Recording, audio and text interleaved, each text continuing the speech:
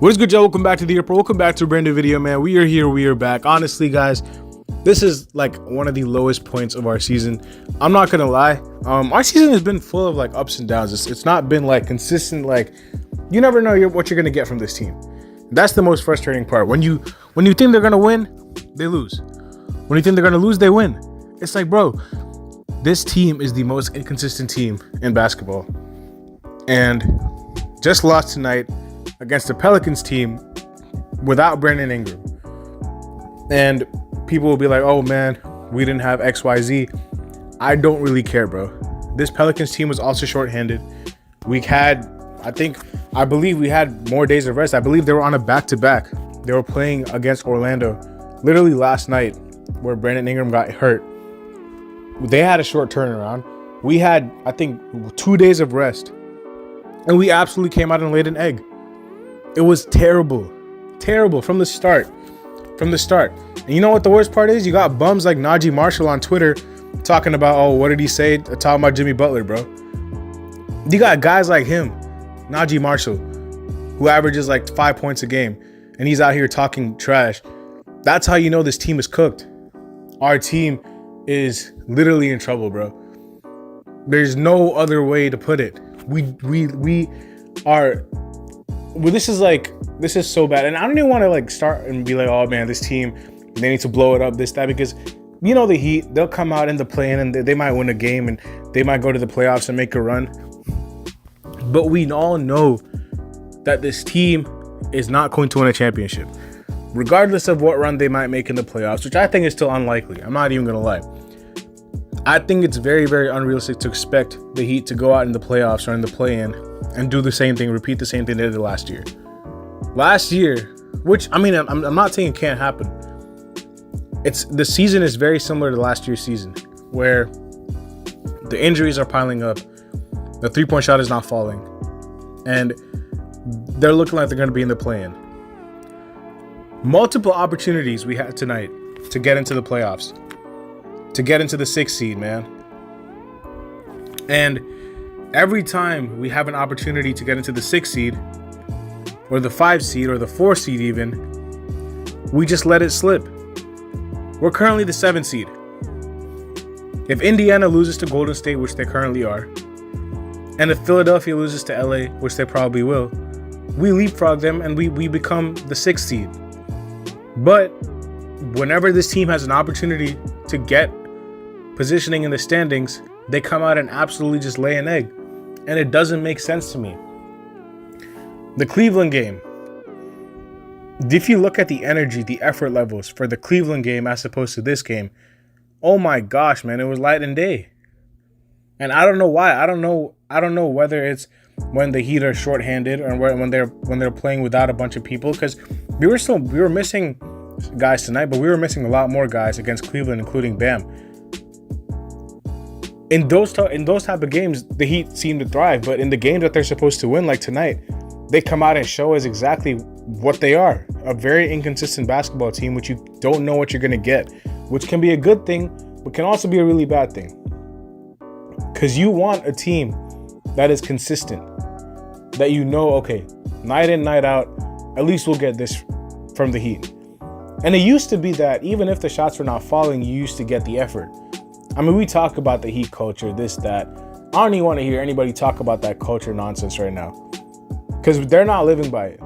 The hardest working team, come on, bro. The Pelicans were literally running all over them. I'm not even looking at stats, but I can guarantee you they out-rebounded us by 20 plus. I can guarantee you that. They had more second chance points than us. I can guarantee you that.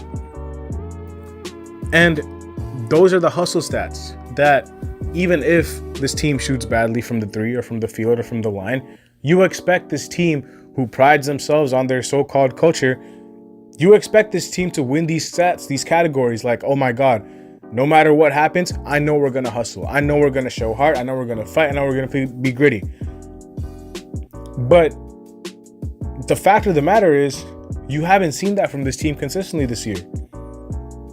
Every now and then you'll get a game like the Cleveland game, which I thought the effort level was so much better. It was night and day compared to tonight. But then they come and revert back to what they have been all year, which is a team that just doesn't care. That's what it looks like to me. And it all starts with the best player. You can't go out and talk about how you're just the better team against the Pelicans team that is going to be hungry to prove you wrong and come out and lay an egg like you did, Jimmy. I love you. You're probably going to get your jersey retired here someday. Even that might cause an argument with some fans. I'm not going to lie, but I think he will. And he's going to be one of the best. He's already one of the best Heat players of all time.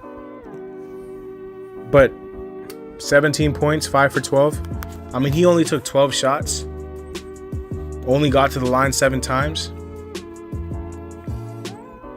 Like, it's crazy. Man, it's ridiculous to me that Jimmy Butler goes out there, says that type of stuff, and comes out here and backs it up with this kind of performance. So he doesn't back it up at all is what I'm trying to say. You can't do that. You can't. And even if you weren't talking trash about the Pelicans in the last matchup, every time Jimmy just doesn't set the tone aggressively, this team just folds. It's like they don't know what to do.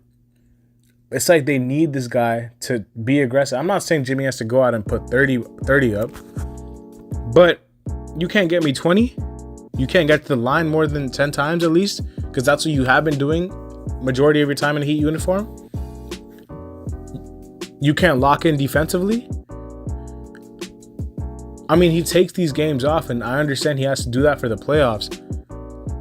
But bro, that's fine. Okay, if it was a game, if it was a random game that didn't mean anything, like if we're playing Detroit or playing, I don't know, if we're playing any random team and it's like, okay, it's just a regular game, blah blah blah. He's going through the emotions, cool. This is a team that you were talking trash against in the last matchup after the game, talking about we're just a better team and we'll beat them again. Like, you can't say all that and come out with this type of performance, Jimmy. I'm sorry. The Pelicans were hungry. I mean, they were ready to come out and prove us wrong. Now I'm just looking at a report saying that Jose Alvarado was saying that, oh, I thought they were the better team. Put that on the media. I mean, come on, bro. Like, come on, man. Like, and you can't blame them, bro. Yeah, are the Pelicans going to win anything? No way. But, bro, this is literally like the Pelicans championship for them, bro. Like, they will feed off of something like this. They don't really have any championship hopes. So when you give them something like this, like when you put a target on your back by saying, oh, we're just a better team, you have to come out there and back it up. I'm sorry. And this isn't even just about tonight's game. Like, just it's been stemming from so many games, man. So many games. You even got the Pelicans trolling us on social media saying we're just a better team. This is the level we're at. The New Orleans Pelicans are trolling us. A franchise who's experienced absolutely zero success and has done literally nothing in a playoff series ever in their whole existence as a franchise, with bums like Alvarado and Marshall, are literally coming out and cooking us on social media and during the game. That's the level we're at right now. Not Boston, not Milwaukee, not Nuggets, not the Clippers. The Pelicans, dog. And the Pelicans are good. They're a playoff team. But come on, man. You can't put a target on your back and come out here and lay an absolute dud. It's like the team just didn't even know what was going on.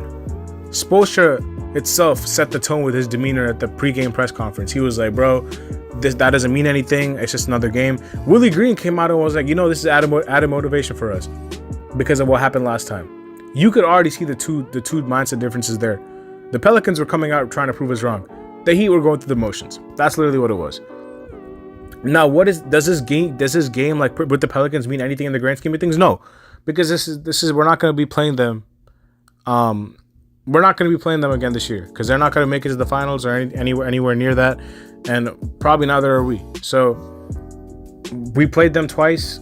It's done with them. Cool. That's for this season. It's over with the Pelicans. But just as a whole, these are bad habits you guys are setting. Like, everybody collectively, from top to bottom. From top to bottom, it's terrible. It's terrible. Bam, his shot attempts. Oh my gosh, bro. Like, Like I don't want to say 7 shot attempts for our all-star, all-NBA center. Part of that is on him. Part of that is on the team as well. You got guys jacking up threes left, right. Don't even get me started to the real reason why I lost. I was just frustrated about the whole Jimmy and Pelicans beef. Getting to why we lost, the threes that we were shooting, jacking up open threes and contested threes and every single sorted three in the world. When the shot is not falling from three, you find something else, bro. We were 13 for 47 from three. I mean, Caleb, he was a game time decision. He was better off not playing. 0 points, 0 for 8, 0 for 7 from three. At some point, you got to stop shooting, man. And you got to impact the game. You got to get to the line. You got to get something easy. Out here chucking up threes left, right, even if you're not hitting them. Patty Mills, 2 for 7, 0 for 4 from three. Jamal K didn't really play. But Highsmith, 0 for 3. DeLon Wright, 2 for 7. Thomas Bryant hit all his shots. He was the only guy who hit his threes tonight, him and Jovic. I mean, Jovic is still 2 for 5. I don't know why he didn't get more minutes.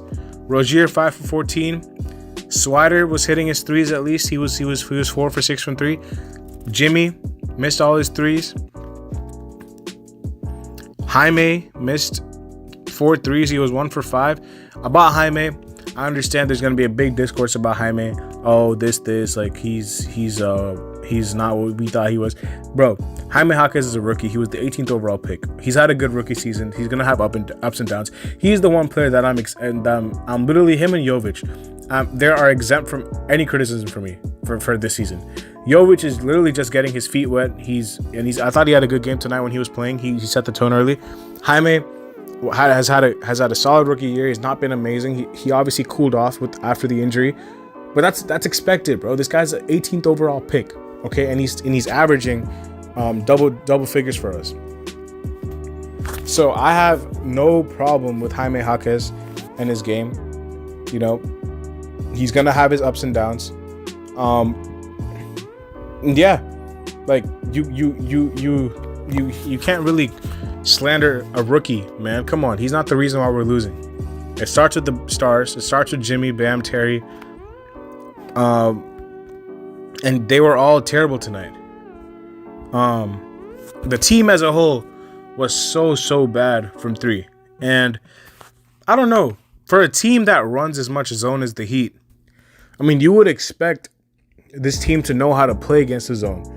I mean, you guys practice it against each other probably every practice, bro.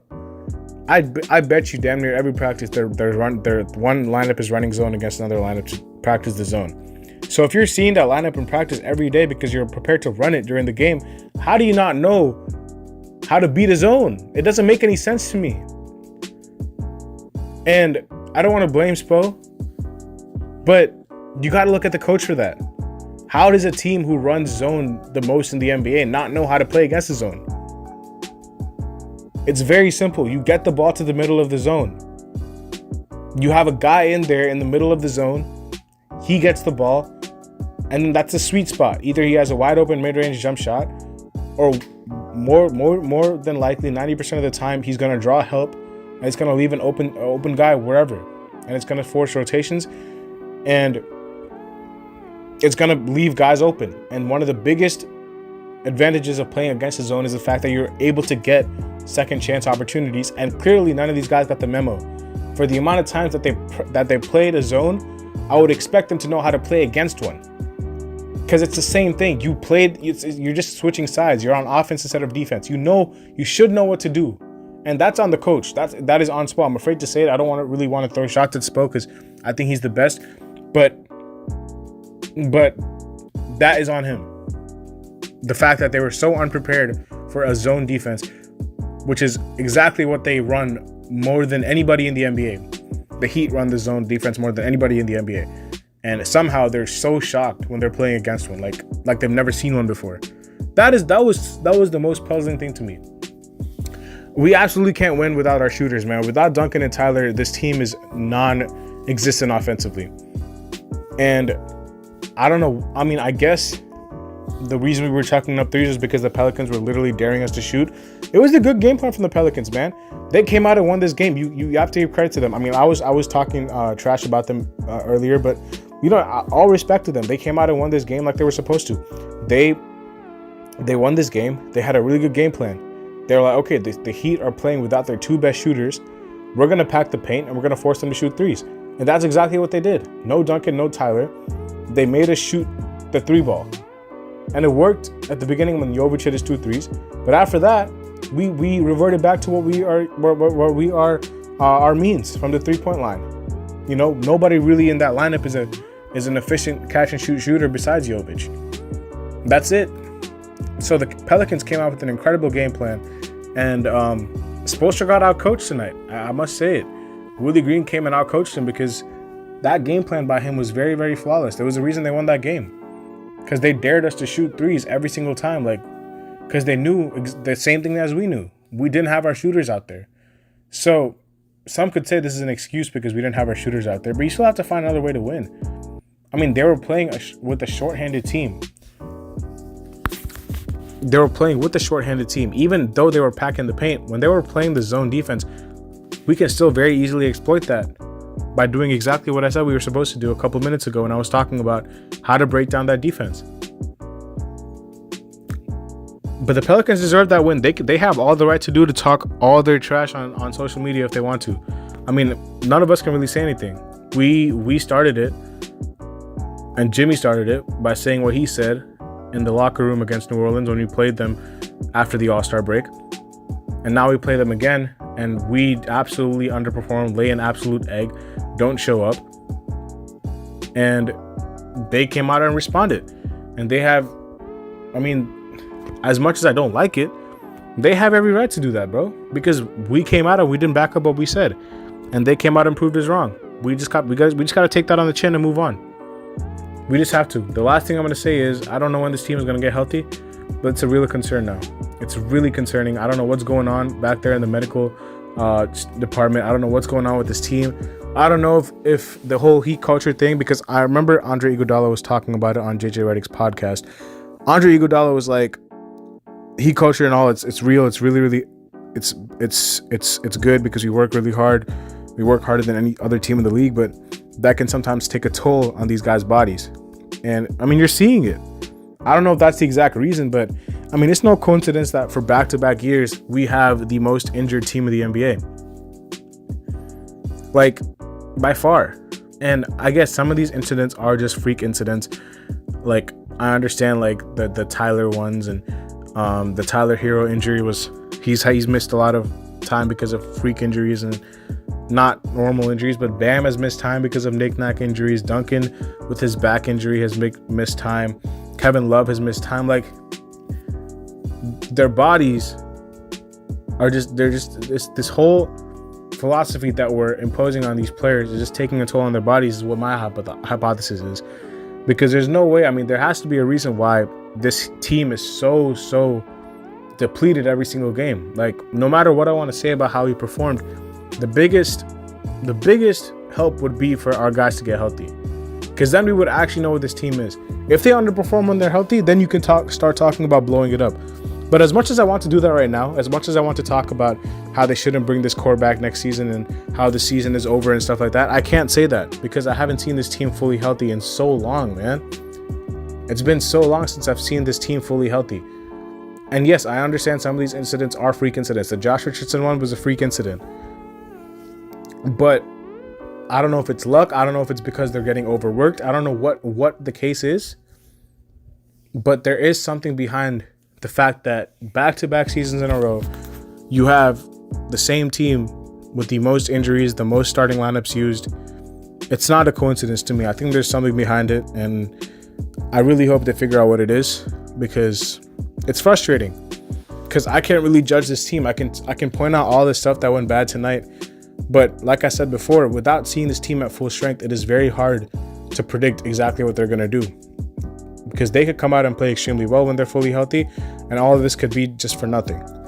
But they could also come out and just play exactly how they did tonight when they're fully healthy, and we would have to start having more serious conversations about what we should do for the future of this team. Either way, something has to change fast. Either the team has to get healthier, the guys have to play better, like coaches, players, everyone has to be better. But yeah, it was a really tough loss. We're going to wrap it up here. Make sure you guys drop a like, subscribe, and comment down below. Let me know what your thoughts are on the game. And yeah, back at the next one. I'll see you later as always.